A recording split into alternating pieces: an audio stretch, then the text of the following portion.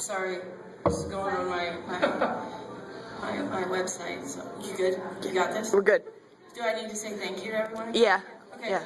I want to thank my fan base for coming out tonight. Thank you.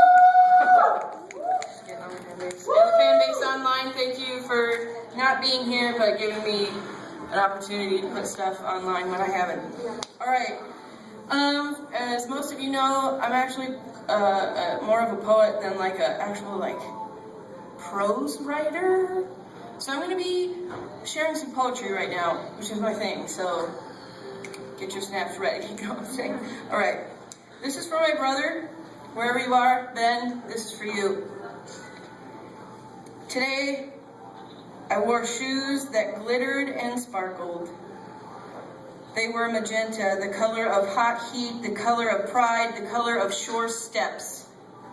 They rubbed against the sides of my toes, making them pink and raw, purple and sore, but I kept walking. Today, it rained. It rained coldness that baptizes skin like frost, leaving you wet and numb. This rain does not come with thunder. It's quiet and persistent. It just rains. Today, walking home with raw pinky toes and puddles of ice cooling under my feet, I thought of you. I thought of her. I thought of her smile and the day I first held her, how this careful cold crept across my skin on her December afternoon. How we found you both in the hospital room, smiling, proud and exhausted, and she was nestled in her cocoon blankets, unaware of how laborious cold can be. I thought of how she learned to laugh and smile with us, how her hair has grown, and how strong her steps have become since she's learned to walk and run and run. I thought of who she may become if the circumstances were different. This cold crept into my kneecaps and ankles, how unforgiving the cold, how one step felt like a death march, but I kept walking. I tried taking off my shoes and walking in comfort from the blisters, but the pain from the icy sidewalk is such a resonating hurt that it worms up into my chest. I put my shoes back on and wobble home. It's so beautiful how delicate and harsh this rain is. The grass glows and the branches of these passing pines are saying thank you. Water so sharp, the earth laughs flowers. I thought of how nothing was said, of how quiet this rain was. No one saw this storm coming. I didn't wear rain boots. I wore shoes that glittered and sparkled. Thank you.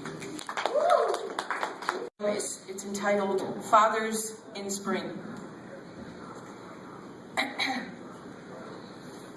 May is silent, an empty house, is trading blankets for sheets, is lilacs, perennials, twills and chirps. It is the first taste of charcoal, the first scent of rain and mud and grass. The scent from cut grass is a plant distress signal. Imagine millions of blades screaming. May is tulips and bleeding hearts, is the first swarm of gnats and butterflies, tadpoles and rain, is the first few gulps of thick humidity and the sporadic chills that come at 3 a.m. May is the first glimpse of blue jay, woodpecker, and wild rabbits. May is foliage, little buds and blooms bursting out of the harrowed ground.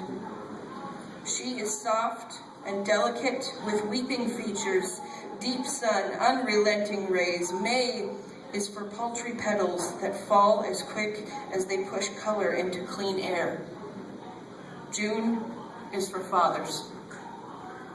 June is snails and puppy dog tails, is fishing poles, is sunspots, is bright envy, unforgiving green. June is in no mood to compromise. June is freedom, found in the mossy foothills at the park, hiking barefoot, following deer tracks with toes, The babbling brooks is warbling walks. June is sunshine, is cold beer and baseball, hopscotch, sprinklers. It is watching you fall asleep to our movie, fresh popcorn. You taught me to deal with thunderstorms. Watch a light flicker in the sky. Count the seconds. 1 1,000, 2 1,000, until the sky crashes. It's nothing to be afraid of. It's just sound. June is you.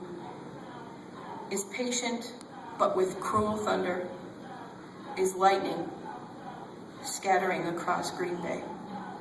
Thank you guys so much.